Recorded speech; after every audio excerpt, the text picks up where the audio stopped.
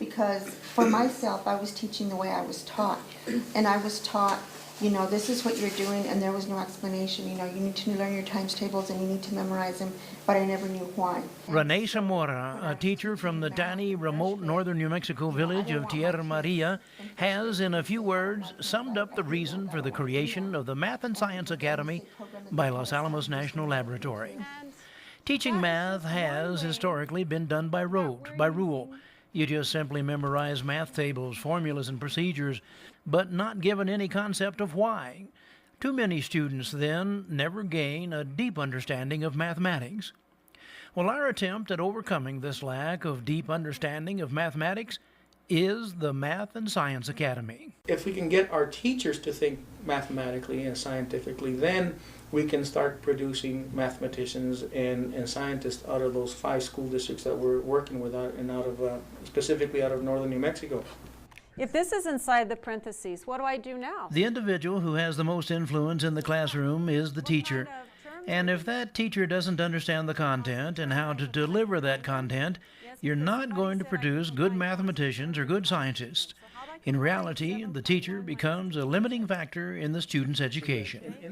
Lorenzo Gonzalez, Cathy Berryhill on the left, and Carol Brown on the right are the core of the Math and Science Academy, and it is they who develop the plan and curriculum to teach teachers how to teach this deeper understanding of mathematics. This was an idea that grew from a group called the Northern New Mexico Council for Excellence in Education.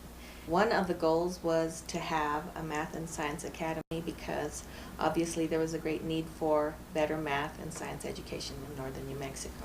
The experience of most rural school districts in northern New Mexico have been one where students have failed to achieve at a proficiency level. This is northern New Mexico, USA, a land of fascinating landscape. From high snowy mountains to high grassy desert cut through with deep canyons and battalions of fantastical red rock formations.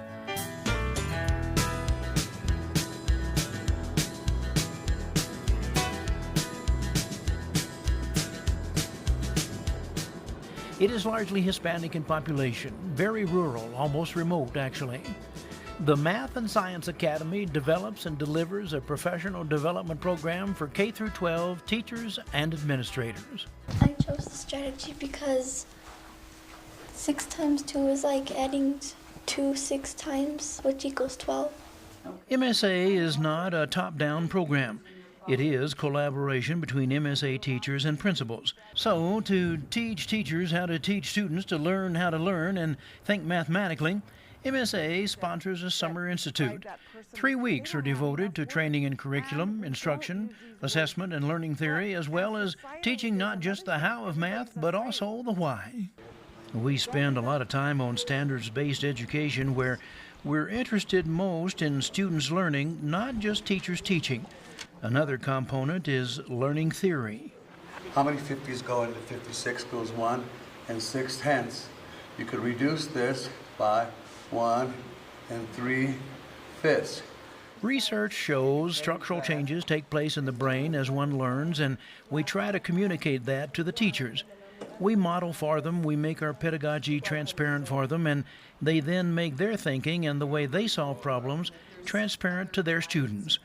Good thinking teachers make good thinking students. I have noticed so many different changes, and some of them are more subtle, but in particular the teachers are more willing to take risks, to put their ideas out on the table. They're able to engage in mathematical conversations that might not have happened last year. The teachers have developed more expertise and content knowledge, and it's evident through their conversations and through the work that they're doing. We said, okay, Renee started off and she did 3 handshakes. And then we said, okay, and then Elyssa came and she did 2 handshakes. And then Gloria shook Cindy's hand. And so we had 3 handshakes plus 2 handshakes plus 1 handshake equals 6 handshakes in a group of 4. And then we drew Cindy's picture down at the bottom because we didn't want her to feel left out. So that's what we're trying to do during Summer Institute, is to think about how can we do this better? We've got great kids in northern New Mexico. We want them to become well educated and able to do whatever they want to. So that kind of thinking and that kind of teaching, it's going to have to be the way that it is in the future. This is a gallon and this is a mile. A mile? Christine, come back to us. MSA leads teachers away from procedural teaching to teaching for conceptual understanding the why of the procedure. In this class, the teacher is explaining measures of volume by using an area metaphor. 1 sheet of paper equals a gallon. At the end of the day, however, the student must have both a conceptual and procedural understanding of measurement, as well as a visual and the formal language representation of math. Now, a lot of teachers think if they have a fun activity, the kids are going to learn. But if you don't have a class learning goal, the student isn't going to learn because you aren't really teaching it. If it isn't clear in your own mind, how will you know that your students have learned it? And we used to get this answer often. Oh, I'll know because the light bulb will go on. Now, MSA really pushes for evidence of learning. Show us what the students are doing, what they're saying. What work have they produced that is evidence they are learning? Another week of Summer Institute is a math citement component where teachers are taught a deeper understanding of math concepts that they can then translate to their students. As we get deeper into mathematics, the teachers are actually seeing the math in the minds of their students as the students work on solutions to problems. I definitely think that it's intimidating because you'll have a student that comes up and is thinking so completely out of the box and in a way that you were never thinking as a teacher. And you go, what do I do with that? You know, but once students are comfortable with it and the more that you practice it as a teacher, I think that everyone in the environment becomes so completely open and comfortable with it that new ideas just flourish. How's everybody doing? I'm doing fine. Thank you guys for asking. We're going to be working today on representing fractions. Now on this day, confusing math concepts are taught in this 5th grade class by expressing fractions in more than one way. The number one thing that I want you guys to work on today is how am I going to represent a fraction as a decimal as words. Our ultimate goal then is to change the way teachers think about teaching mathematics. MSA has done such a wonderful job of making me a thinker and not thinking about me only, but also how students learn. The attitude changes, the thinking changes, then the practice changes. It takes a long time for teachers to think differently, but that's what we're asking them to do. Well, MSA encourages a lot of collaboration between teachers and principals. I learned again that students learn differently, and there are some things that come easy to some students and other things that come easy to others. An event during the school year is MSA Day. All MSA teachers are brought together to share portfolios of student work that give them better understanding of student mathematical thinking so they can restructure how they approach teaching and learning. Helping drive the evolution of MSA is classroom observations. We try to visit our teachers' classrooms at least once a month. These classroom observations tell us if our summer institutes have done their job. MSA has also instituted a master's program for participating teachers in northern New Mexico in partnership with New Mexico State University.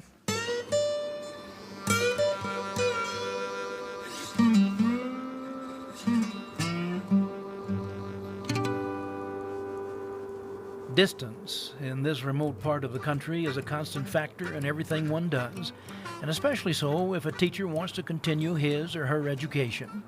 When MSA first started, very few teachers in the program had higher degrees. But if a person wanted to get a master's, there was a great deal of sacrifice involved because one had to go to Albuquerque or Las Vegas or someplace, work on this thing during the summer. One way to look at rocks looks like this. Okay, you got to get your nose up. Here on the side of a highway in northern New Mexico, a geology class, starting down a highway to a master's degree. And it's an online master's program, but we have found through our experience that that it's really important to get to know the professors. So one of the first sessions that we have with the teachers is the professors from New Mexico State come up here to northern New Mexico where our teachers are at, and they get to meet them and they get to know one another as a person. MSA wants our teachers to be thinking mathematics or science for 24 hours a day. We want them to think mathematics for 2.5 years, 24 hours a day, because that's the only way you're going to learn this content. And even then you still don't have enough content in order to be able to master the mathematics. We're finding it's a lifelong journey. Yeah. Well, that's not an observation, really. Maybe it is. NMSU also works with MSA to bring the master's program to these teachers at a greatly reduced cost. Without MSA, most of these teachers would never get their masters. It is, if not for a money issue or family responsibilities, then it is a time and distance problem. Brick and mortar classrooms are hours away.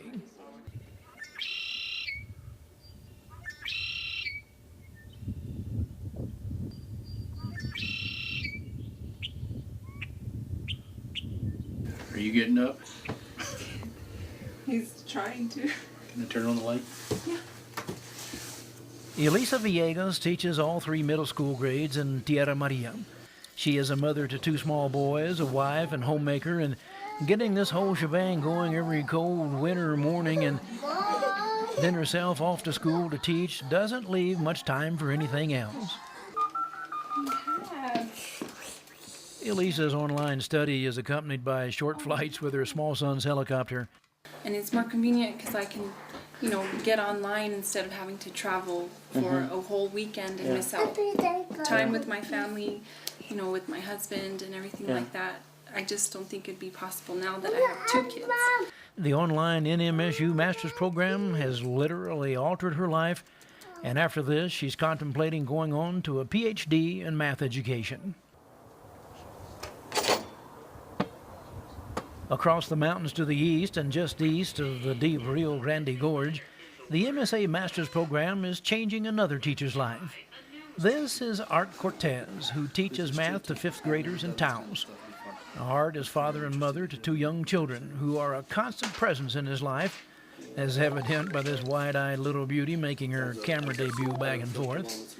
Study and online classwork for his master's degree must thread its way through his small children's day-to-day life. It gives me the opportunity to be able to sit here with them, even though my brain is there and their brains are over there, wherever they're at. We can at different times be together, and it's not like I'm in a different building in a whole different town and I don't know what's going on with them. Art is also thinking about an advanced degree in education beyond the master's. So again, it's a matter of economics, it's a matter of culture, and it's a matter of distance. And what MSA has been able to do is to bring all those together on an online program. MSA is not the only professional development program in northern New Mexico, so we have had to build confidence all the way across the board. What makes us importantly different is we are not a one-shot program, and we now find whole districts coming to us and asking to be a part of MSA. The Math and Science Academy has been a life-changing experience for many, and a career enhancement for some more. Ideally, MSA wants to help create a capacity within each school district to generate their own leaderships, and some MSA teachers have risen to jobs at district level or beyond. But MSA wants to climb higher. But we need higher ed, and we need the public education department as well to partner with us to bring all of this to bear. Without those entities, we can't do it on our own. Schools can't do it on their own. They would have done it many years ago if they could do it. They could have done it on their own. I'm a math educator and I was a math specialist and I love it. And I really think New Mexico is in desperate need of changing their math teaching strategies so that all kids can succeed in math. So I was devoted to the idea of the Math Science Academy and I've been following it. They're not here to fail kids or to fail the communities. If they could do it, they would do it. But all these entities need to be in place so that people like Elyssa and people like Art can get their masters, and again, to be able to think mathematically, to educate those kids in a way that makes sense. The teaming pieces, I think, are what make for great strengths in this work. I mean, that people bring different expertise and strengths and so forth to this work, and this is a very complex problem. If you want to think of it as a problem, I think it is a problem that teachers oftentimes don't have the depth of knowledge of the mathematics. They don't know how to access data at their schools. There's just so many issues that we need to work together on. It doesn't work just to develop individual teachers. And we see it very, very clearly that when you have the commitment of the district to do it district-wide, then you get some results that actually stay. And if one teacher leaves and another teacher takes his or her place, the rest of the staff will say, you know what? This is how we do business at our school.